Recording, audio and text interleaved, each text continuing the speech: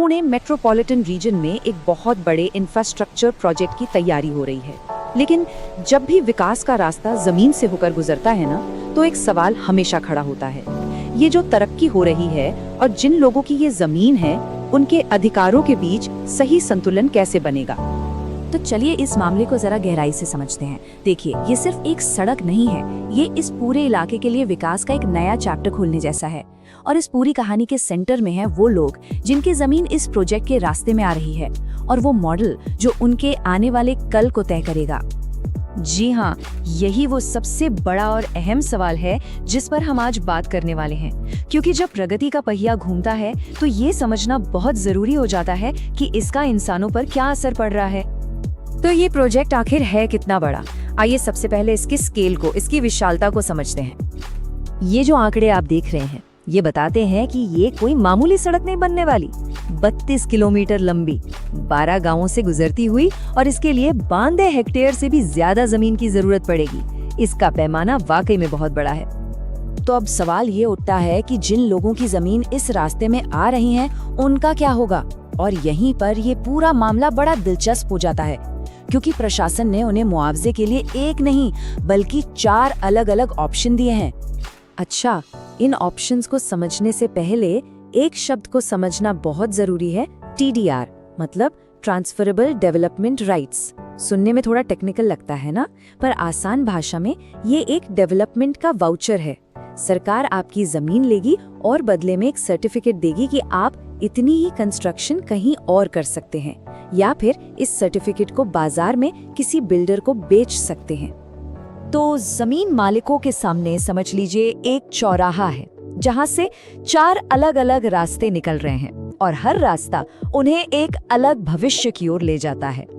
आइए इन चारों रास्तों को, इन चारों विकल्पों को एक-एक करके समझते हैं। पहला ऑप्शन है डबल TDR, और प्रशासन इसी पर सबसे ज्यादा जोर दे रहा है। ये एक तरह से भविष्य का इन्वेस्टमेंट है। मतलब आज आप जितनी जमीन देंगे उसके डबल एरिया का TDR आपको मिलेगा। इसमें ज्यादा मुनाफे की गुंजाइश तो है, पर एक रिस्क भी है, क्योंकि इसकी कीमत पूरी तरह से मार्केट के उतार चढ़ाव पर निर्भर करेगी। दूसरा विकल्प उन लोगों के लिए है जो अपने इलाके से जुड़े रहना चाहते हैं। इसमें आपकी कुल जमीन का 8% हिस्सा आपको डेवलप करके उसी एरिया में वापस दे दिया जाएगा। इससे आप उस जगह के विकास का हिस्सा बने रह सकते हैं। तीसरा ऑप्शन सबसे सीधा और सिंपल है, कैश मुआवजा। सरकार की जो तय दर है, यानी रेडी रेकनर रेट, उससे 2 गुनी रकम सीधे आपके हाथ में। ये उन लोगों के लिए अच्छा है जिन्हें तुरंत पैसों की जरूरत है, लेकिन इसमें भविष्य में जमीन की बढ़ती कीमतों का फायदा आपको नहीं मिल पाएगा। और चौथा विकल्प एक नई शुरुआत करने का मौका देता है। मतलब अपनी जमीन के बदले किसी दूसरी जगह पर उतनी ही कीमत की एक डेवलप्ड जमीन ले लीजिए। ये उन लोगों के लिए एक अच्छा ऑप्शन हो सकता है जो एक नई जगह पर बसना चाहते हैं। यहाँ 2 बिल्कुल अलग सोच वाले विकल्पों के बीच एक बहुत दिलचस्प तुलना है।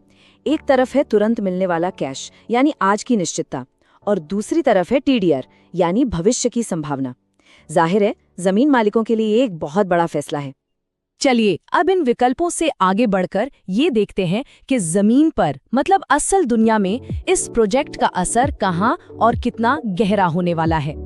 ये आंकड़े सिर्फ आंकड़े नहीं हैं, ये एक कहानी कह रहे हैं। चरहोली बुद्रुक गांव सबसे ज्यादा प्रभावित हो रहा है, जहां 23 हेक्टेयर से भी ज्यादा जमीन का अधिग्रहण होना है। सोचिए, इसके बाद नहाने करवाड़ी और केलगांव का नंबर आता है। ये सिर्फ जमीन के टुकड़े नहीं, बल्कि लोगों के बसे बसाए घर हैं, समुदाय हैं। और ये एक नंबर 92.25 हेक्टेयर्स ये पूरे प्रोजेक्ट के स्केल को एक बार में बयां कर देता है। ये एक बहुत बहुत बड़ा इलाका है जो हमेशा के लिए बदलने जा रहा है। तो जैसा कि हमने कहा, ये प्रोजेक्ट सिर्फ एक सड़क नहीं है, ये इंफ्रास्ट्रक्चर डेवलपमेंट की पॉलिसी के लिए एक बहुत अहम मोड़ साबित हो सकता है। इस पे प्रशासन का नजरिया भी जानना जरूरी है।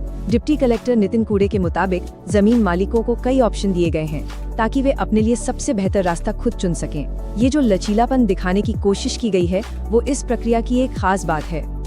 और ये हमें इस पूरे विश्लेषण के आखिरी और सबसे बड़े सवाल पर ले आता है। क्या पुणे का ये मॉडल, जिसमें जमीन मालिकों को चुनने की आजादी दी जा रही है, पूरे देश में बड़े प्रोजेक्ट्स के लिए एक नई मिसाल, एक नया ब्लूप्रिंट बन सकता है? ये वो सवाल है जिसका जवाब भारत के विकास की आने वाली दिशा तय करेगा।